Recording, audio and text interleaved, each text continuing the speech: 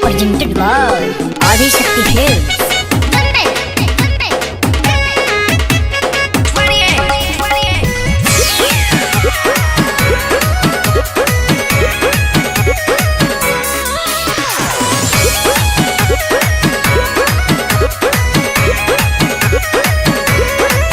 रउआ बाली बंगाल से ले आवे के बाद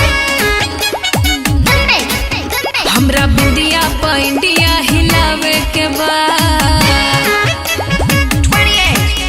रउआ बाली बंगाल से ले आवे के बाद हमरा बिंदिया पैंडिया हिलावे के बाद रेट होके जवना के खूबे बढ़ चढ़ के हथवा के चूड़ी सैया चाही चंडीगढ़ के जदी लेके नहीं आई बता करब झगड़ा हे धनी हो कि हम ले ले आइब राजस्थानी घाघरा हिलई हो पेन के दिलिया घरा सचो भैया ले ले आओ राजस्थानी घाघरा हिलई हे भौजी दिलिया घरा। तू लोग तो छुपे रहलो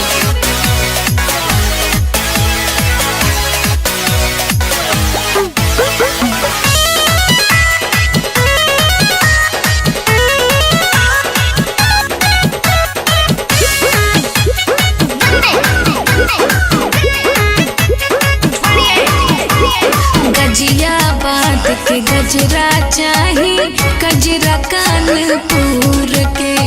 पैजनिया पटना के चाही चलूंगी दहिया तूर के ओढ़नी